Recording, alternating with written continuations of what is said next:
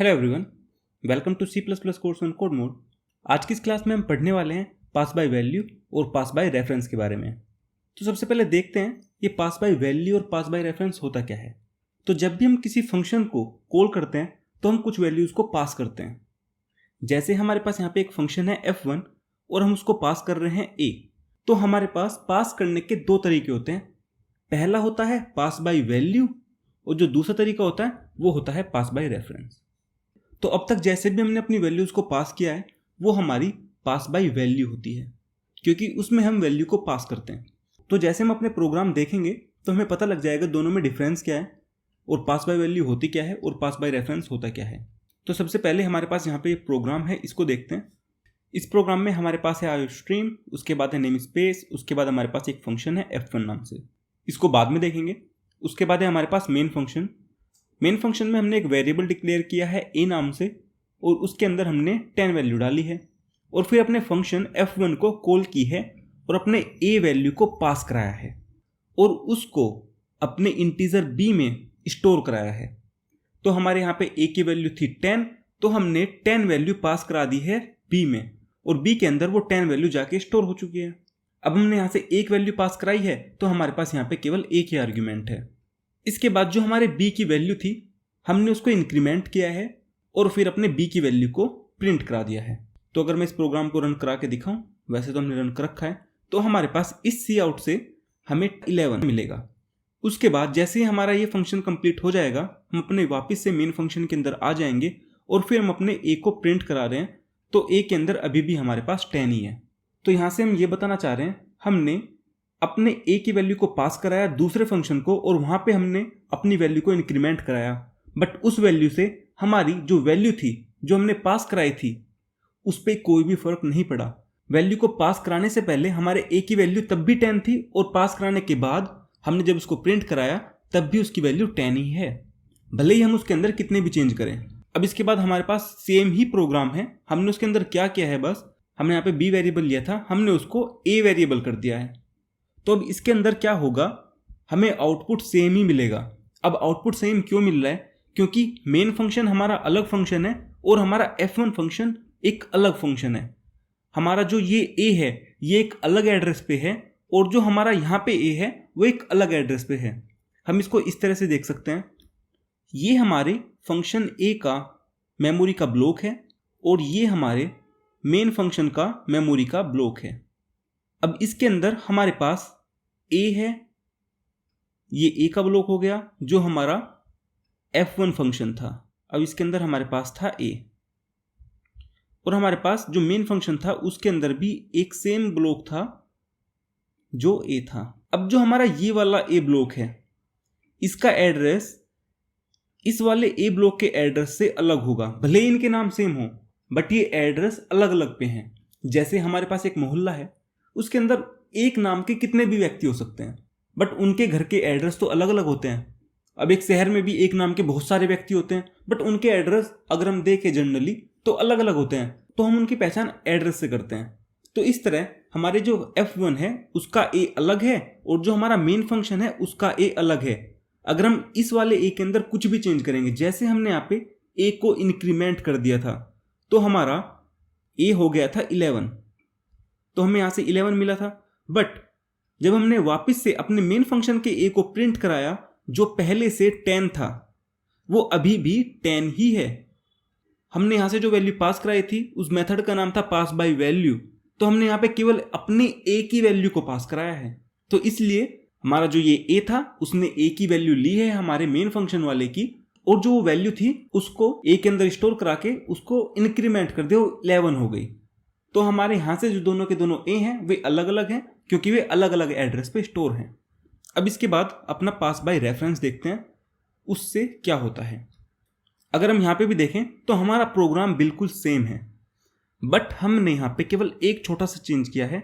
हमने जैसे अपना यहाँ पे a डिक्लेयर किया था हमने सिंपल इंट a लिखा था, बट अब की बार हमने इंट एड्रेस a लिखा है।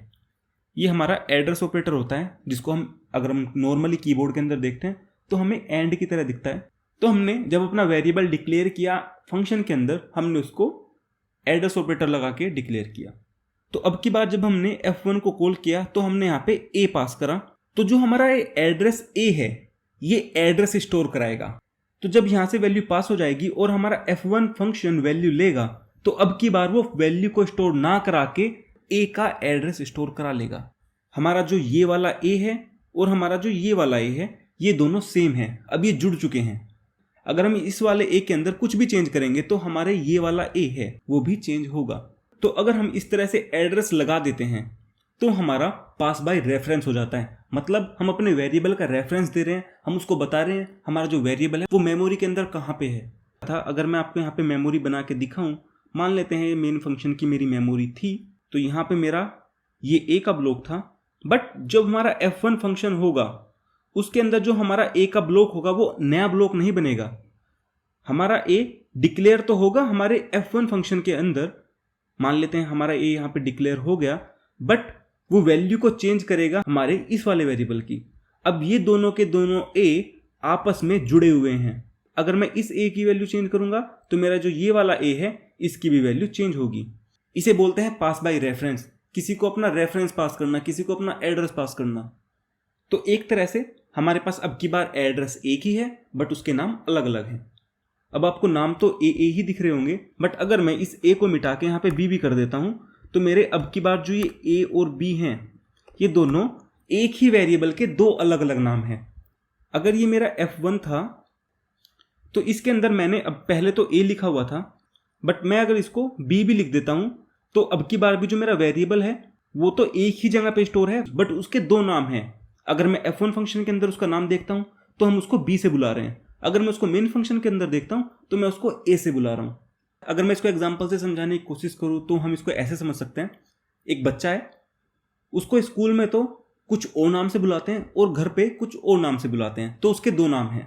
अब वो बच्चा तो सेम ही है बट उसके नाम दो हो गए। अगर वो स्कूल में जाता है तो उसको कुछ अलग नाम से बुला लेते हैं, अगर वो घर पे रहता है तो उसको अलग नाम से बुला लेते हैं। तो अगर हमारा ये वाला A हमारा मेन फंक्शन के अंदर होगा तो हम उसको A से बुलाएंगे, और अगर ये वाला A हम F1 के अंदर जाके देखेंगे तो हम उसको B नाम से बुला रहे हैं। अब मैं यहाँ पे आपको इस प्रोग्राम को रन करके दिखाता हूँ। अगर मैं इसको रन करूँगा तो मेरे को कुछ मिलेगा 11। अब इस प्रोग्राम को समझने की कोशिश करते हैं। मेरे को यहाँ पे A के अंदर 10 था, मैंने अपने F1 फंक्शन को कॉल की और अपना A पास कराया। और अगर हम यहाँ पे देखते हैं हमारा जो F1 फंक्शन है वो एक इंटीजर डिक्लेयर कर रहा है जो रेफरेंस के लिए है, और जो हमारे यहाँ से A आएगा वो B के अंदर जाके स्टोर होगा। अब जो यहाँ पे स्टोर होगा वो वैल्यू स्टोर नहीं होगी, वो रेफरेंस स्टोर होगा। तो अब हमारा ये A और ये B सेम मेमोरी को पॉइंट कर रहे हैं, तो जब हम उसके अंदर B को प्लस प्लस करेंगे तो वो 10 से हो जाएगी 11, और उसको जब हम प्रिंट कराएंगे तो हमें 11 प्रिंट होगा। और जब वापस से ये फंक्शन खत्म हो जाएगा तो हमारी जो मेमोरी थी उसके अंदर 10 से 11 हो चुका था। इसलिए जब हम यहाँ पे भी आके उसको प्रिंट कराएंगे तो हमें 10 नहीं मिलेगा, हमें 11 मिलेगा।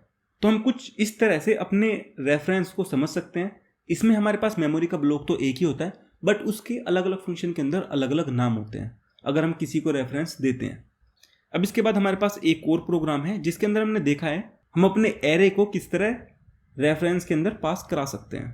तो हमारे पास यहाँ पे एक एरे था A नाम से, उसके अंदर हमारे पास 5 वैल्यूज़ थी।